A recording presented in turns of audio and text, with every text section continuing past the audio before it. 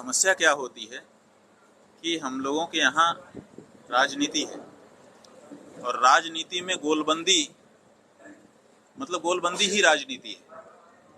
बीच में लाइन खींच दी जाती है और हमारी गोल में है कि नहीं है, यही देखा जाता है कि ये व्यक्ति हमारे गोल में है कि नहीं है। हमारी गोल में है तो बिल्कुल अच्छा है, चाहे कैसा भी हो, और अगर हमारी गोल में नहीं है तो बहुत खराब है, चाहे कैसा भी हो। ये एक व्यवहार का तरीका हम लोगों ने बना रखा है।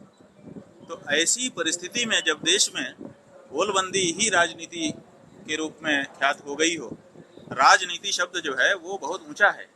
हमारे यहाँ नीति शब्द बहुत ऊंचा है, धर्म के समान है, और राजनीति माने राजा के द्वारा पालन की जाने वाली नीति। तो अगर जो राजनीति शब्द हमारा है, जो उसको महाभारत में प्रयोग किया गया है, जिसको रामायण में प्रयोग किया गया है, अगर वो राजनीति का शब्द हो तो अलग बात। आजकल तो वो राजनीति है नहीं, आज तो गोलबंदी है, ध्रुवीकरण जिसको कहते हैं। तो ये जो गोलबंदी वाली राजनीति है, इसमें आप एक शब्द लेकर आते हैं कि हिंदू राष्ट्र। तो हिंदू राष्ट्र का मतलब है हिंदुओं की गोलबंदी। अब हिंदू हिंदू के नाम पे गोलबंदी होगी, और गोलबंदी होगी तो स्वाभाविक है कि जो हिंदू नहीं होगा उसके साथ परायेपन का व्यवहार हो जाएगा। समझ रहे हैं कि नहीं? तो हम इस विचार को जब करते हैं तो हमको रोमांच हो जाता है, सिहर उठता है मन, क्योंकि हम लोग इस तरह से व्यवहार नहीं करते। हमारे यहाँ ये माना गया है कि राजा के लिए जितनी भी प्रजा है वो सब उसके औरस पुत्र जैसी होनी चाहिए, कि मेरे बच्चे हैं ये।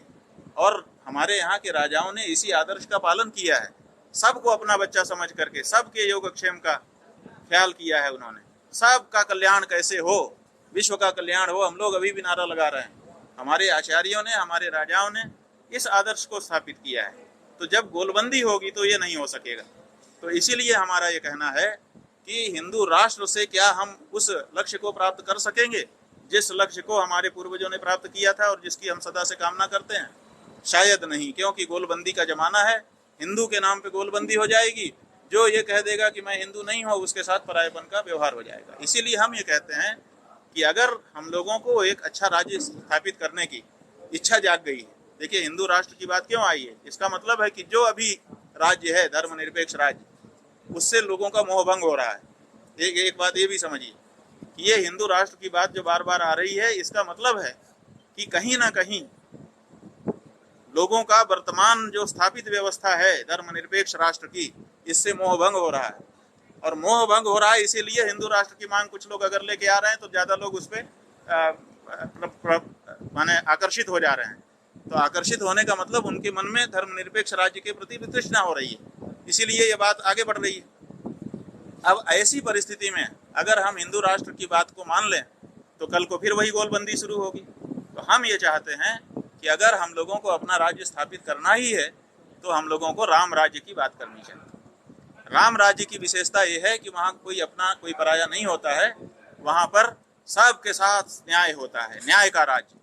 वहाँ पर कुत्ते को भी न्याय मिल जाता है और जरूरत पड़ती है तो माता सीता को भी राम जी ऋषि के आश्रम में भेज देते हैं, लक्ष्मण को भी मृत्युदंड सुना देते हैं। तो वो जो राज्य था जिसमें भाई भतीजावाद नहीं था, जिसमें जातिवाद नहीं था, जिसमें वर्ग विद्वेष नहीं था, सबके लिए समान न्याय था और न्याय भी तत्काल मिल जाता था। तो ऐसे राज्य की हम कल्पना सदा से करते रहे हैं, और ऐसा भी नहीं है कि अब व्यावहारिक है। यही तो देश है जिसमें राम राज्य थे।